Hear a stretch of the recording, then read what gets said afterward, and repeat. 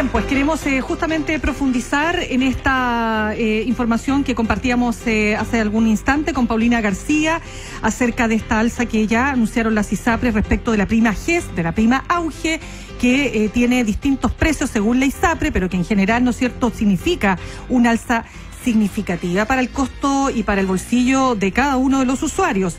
Estamos en línea con el ex superintendente de salud, Sebastián Pavlovich, a quien damos las gracias por su tiempo con ADN. Gracias, Sebastián. Buenos días, Mirna. Buenos días. ¿Qué tal, señor Pavlovich? Actualmente dedicado al ejercicio del derecho y además es académico de la Facultad de Ciencias de la Salud de la Universidad Central de Chile, ¿es correcto? Correcto. Ya, señor Pavlovich, ¿usted comparte la impresión del actual superintendente, al menos subrogante, y autoridades de salud que han planteado que esta alza es desmedida? ¿Es, según los registros suyos y lo que le tocó como superintendente, la más fuerte alza de primas GES en los últimos años, no? Bueno, en efecto, en promedio es una alza importante, más alta que la que yo recuerdo haber tenido que dar a conocer hace 3 años. Y bueno, en algún sentido hace 3 años, si bien fue una alza de casi un 30% en promedio, esa vez no había nuevos problemas o patologías o condiciones de salud incorporadas al plan, y esto en el fondo de alguna manera tiene más semejanza con lo que pasó en el 2013, en que también ahí se ha aumentado el número de patologías en ese momento de 66 a 80. Uh-huh. Ya, y efectivamente es una alza importante, si en el fondo es de alguna manera obviamente una mala noticia para los afiliados y sin duda está por sobre lo que se había estimado. Ahora, lo complicado de este promedio es que de alguna manera oculta la variabilidad de situaciones. En el fondo hay ISAPRES cerradas que tienen alzas menores y que tienen en general la prima menor, pero esas ISAPRES cerradas en general tienen un aporte patronal que hace la diferencia, y hay otras ISAPRES, por ejemplo, que tienen bajas tasas de uso, pero que además son aportantes netos al fondo de compensación, porque hay un fondo de compensación asociado al sistema de garantías explícitas que genera una suerte de solidaridad intergeneracional, que tiene factores de sexo y edad para compensar riesgos. Y hay otras ISAPRES que tienen tasas más razonables de uso, o sea que casi todo el GES que recaudan termina siendo gastado a lo largo de los 3 años. Recuérdese que esta es una tarifa que se fija cada 3 años, o sea, permanece plana y estable durante 3 años, y obviamente dentro de las razones de alza está esa proyección de aumento de costos atendido que después no van a poder subir durante un buen tiempo.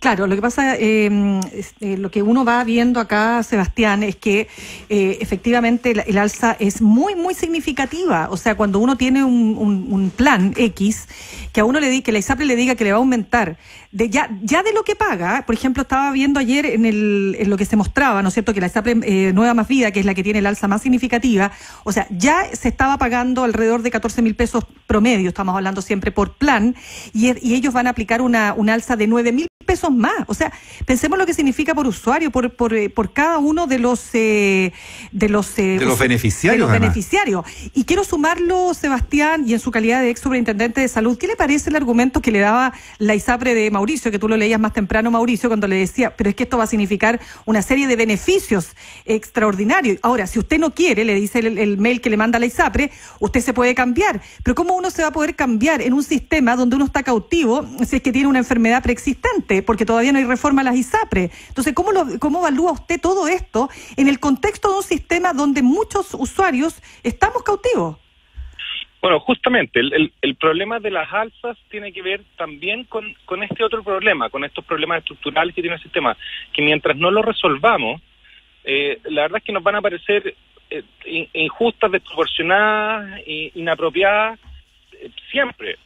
Porque justamente hay efectos estructurales que tienen que ver con la discriminación de precios, que afecta particularmente a las mujeres y a los adultos mayores, y también con la cautividad, o sea, con la imposibilidad que tenemos real de buscar mejores alternativas que la que nos ofrece la ISAPRE en la que estamos. Entonces hay una cautividad real, que es por preexistencia, pero también hay una suerte de cautividad incluso para las personas que pueden cambiarse por el temor justamente a por la multiplicidad de planes, a sufrir en el fondo o a ser mal informados o mal orientados y tomar decisiones que en la práctica terminen siendo peores, justamente buscando una mejor alternativa. Entonces, hasta que no resolvamos esos problemas de fondo, las alzas siempre nos van a parecer injustificadas, máximas, y además son unilaterales. O sea, hay una prima GES que es meramente referencial, muy similar a lo que quiere hacer el gobierno con el IPC de la salud, y ya está bastante demostrado que no es suficiente.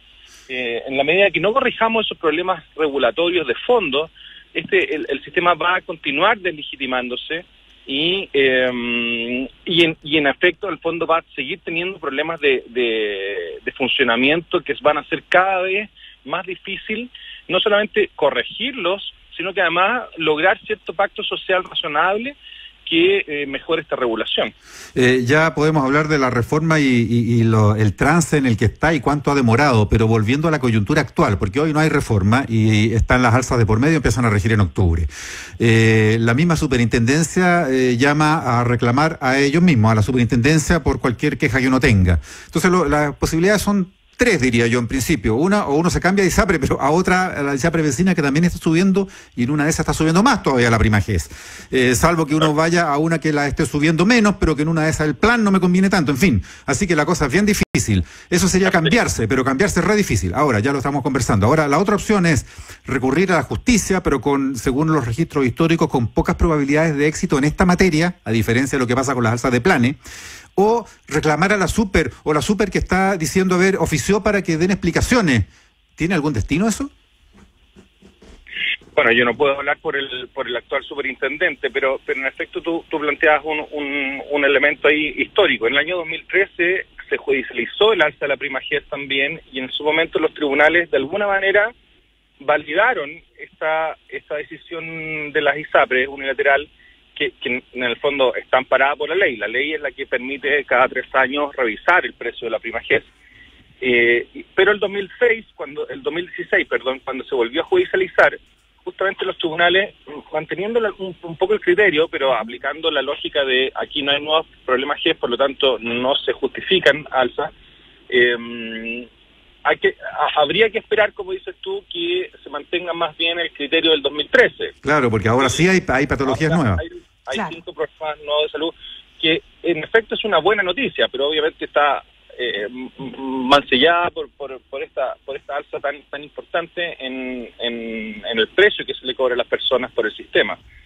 Claro. Y claro, lo que pasa es que en el fondo la sensación que hay es que los tribunales y la superintendencia no están en condiciones de resolver los problemas de fondo, y finalmente eso es cierto. En el fondo, aquí tenemos un problema regulatorio de fondo, y tú dices, bueno, ¿cómo lo resolvemos? Bueno, básicamente a través de este sistema de intervenciones parche, que son a través de lo que pueden hacer los tribunales eventualmente, lo que puede hacer la superintendencia, pero que va a tener que de alguna manera también esperar ese reconocimiento de los tribunales. Ya, que como estamos comentando no tiene muchas posibilidades de éxito. ¿En qué caso se puede justificar y en qué caso no? Como que te decía, claro. Hay distintas situaciones. Ya, o sea, aquí está, mientras no haya, perdón Sebastián, mientras no haya reforma legal, estamos bien sonados, digamos. Para decirlo en buen chileno.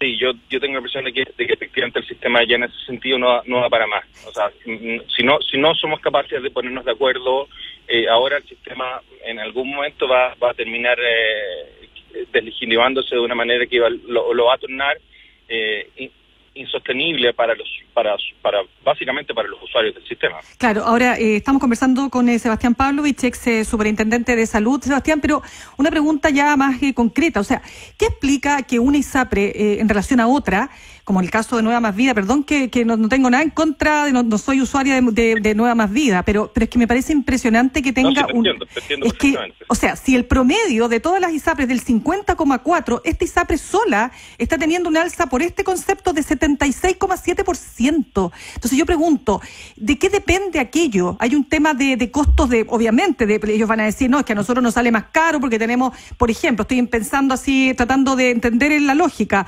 tenemos más pacientes con enfermedades graves o más pacientes con enfermedades crónicas, etcétera. ¿Cuál es la razón que explica una ISAPRE respecto de otra con alzas tan significativas?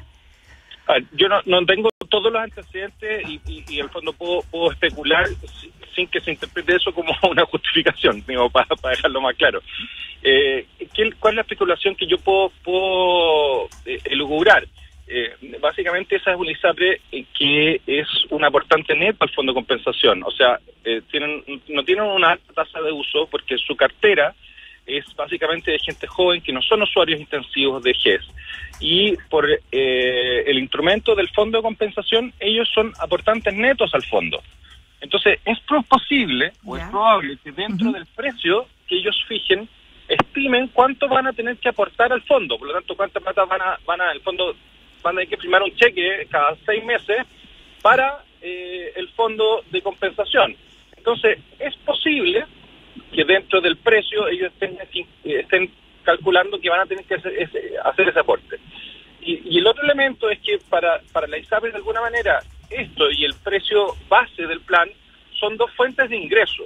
Y ellos hacen, de alguna manera, un match, en el fondo, de sus costos generales con estas dos fuentes de ingreso distintas y en ese sentido hacen, en el fondo, su equilibrio financiero total.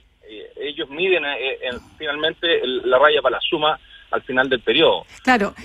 Sí. Y eso es lo que genera una suerte de cuestionamiento. Dicen, no, pero es que el GES no era para eso. El sistema de garantía explícita lo que necesitaba obviamente es financiarse, pero no era una fuente nueva de ingresos y las ISAPRE, algunas pareciera que lo estuvieran ocupando para eso, y eso es lo que de alguna manera hace cuestionar todo el sistema de reajuste. Sí, ahora, Sebastián Pavlovich, otro punto, volviendo al mail que le llegó, a mí no me ha llegado ningún mail de mi ISAPRE, en todo caso avisándome que viene esta alza, pero por lo menos lo que he revisado, pero lo que quiero decir es lo siguiente, o sea, es que aquí se da una paradoja muy impresionante, porque en el mail de Mauricio le dice a la ISAPRE, bueno, y si a usted no le gusta se va, por favor, pero con muy buenos términos, muy simpáticos, muy amigos, ¿no?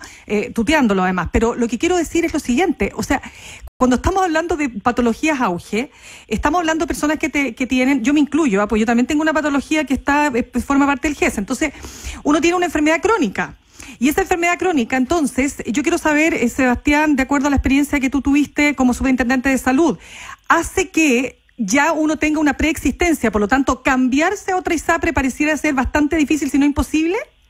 Sí, efectivamente, porque se ha dado una paradoja, pese a que hay un fondo de compensación de riesgos por GES, y no debería haber preexistencias por GES, en la práctica, al resolver a través de este sistema la principal carga de enfermedad de la población, y muchas veces además hay comorbilidades, o sea, más de un problema de salud, lo que se genera es básicamente cautividad, y es justamente un problema estructural del sistema que, como decía, mientras no resolvamos esos problemas de discriminación de precio y de cautividad, obviamente que el sistema va a seguir cojeando y va a seguir perdiendo legitimidad.